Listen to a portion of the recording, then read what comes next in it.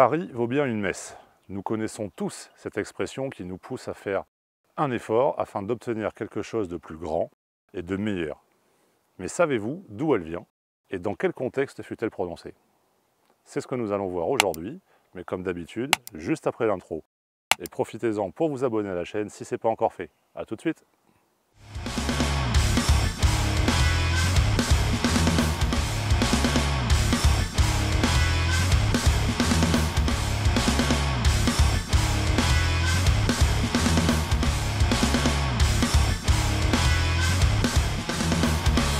Ces mots auraient été prononcés par Henri IV lors de sa conversion au catholicisme qui lui permit enfin d'accéder au trône de France auquel il prétendait depuis plusieurs années. Mais pour savoir comment il en serait arrivé à prononcer cette phrase mythique, un petit retour en arrière est nécessaire pour comprendre le contexte.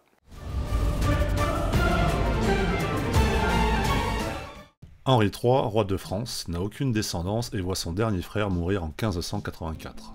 Il doit donc désigner un successeur pour le trône de France, et la logique voudrait que ce soit Henri de Bourbon, roi de Navarre. Ce dernier est l'héritier légitime du trône de France.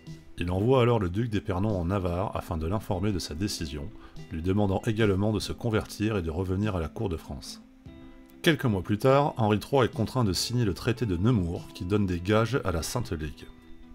Henri III déclare alors la guerre à Henri de Navarre et met hors la loi tous les protestants. La légende dit que la moitié de la moustache du futur Henri IV aurait blanchi en une nuit. Commence alors une guerre entre Henri de Navarre et les armées du roi de France qu'il battra lors de la bataille de Coutras en 1587. En 1588, la mort du prince de Condé positionnera Henri de Navarre comme le meneur des Huguenots, et à la fin de la même année, le roi de France fait assassiner le duc Henri de Guise ainsi que son frère, le cardinal.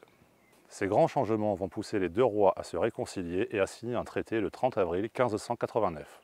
Cette réconciliation mène à une alliance contre la Ligue qui tient Paris et une grande partie du royaume. Le 1er août 1589, Henri III est assassiné par Jacques Clément, un moine catholique fanatique. Sur son lit de mort, Henri III désigne officiellement Henri de Navarre comme étant son successeur. Il lui conseille alors de se convertir à la religion de la majorité des Français. C'est à ce moment que la longue reconquête du royaume commence pour Henri IV, alors que le peuple ne veut pas reconnaître un roi protestant. Peuple soutenu par la Ligue. Mais qui est Henri de Navarre?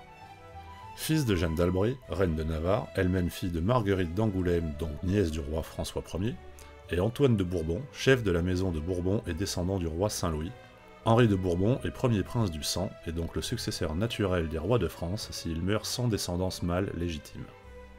Henri III, dernier descendant de la branche des Valois, choisit donc pour lui succéder Henri de Bourbon qui est l'héritier légitime du trône. Ce choix se fait au détriment du duc Henri de Guise, catholique et chef de la Sainte Ligue.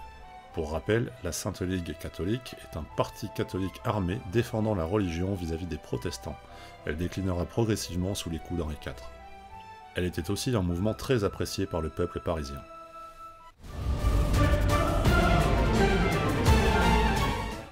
La Sainte Ligue et Philippe II d'Espagne empêchent Henri de Navarre d'accéder au trône.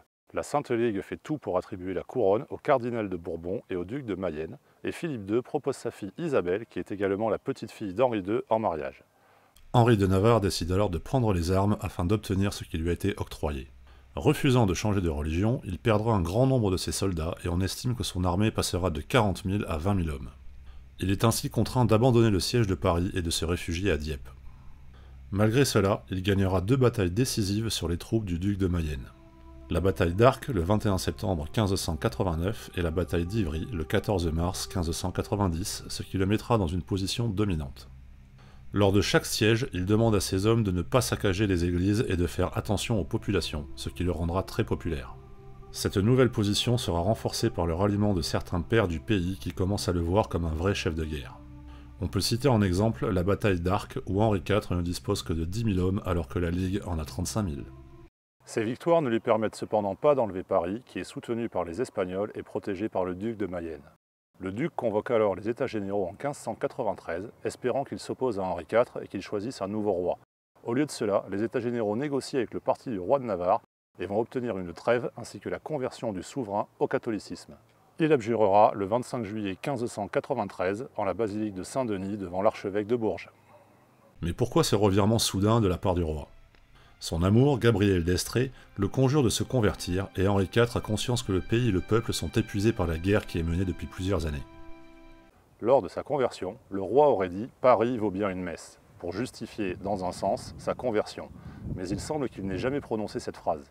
Elle aurait pu être prononcée par son ami et conseiller Rosny, qui deviendra le futur baron de Sully. Début 1594, il sera sacré au cœur de la cathédrale de Chartres car les villes de Reims et Paris étaient toujours tenues par les armées de la Ligue. Par la suite, il devra faire face aux Espagnols qui continuent de vouloir le renverser en envoyant des troupes auprès de tous ceux qui ne reconnaissent pas encore sa légitimité. Voilà, j'espère que cet épisode vous a plu, que vous avez passé un bon moment avec nous, appris quelque chose, ça serait pas mal aussi. Il fait très chaud aujourd'hui, là on est tout en haut du donjon de Peyrelade.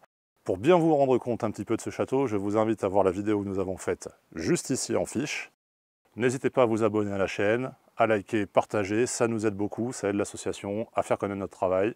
Portez-vous bien et à la prochaine!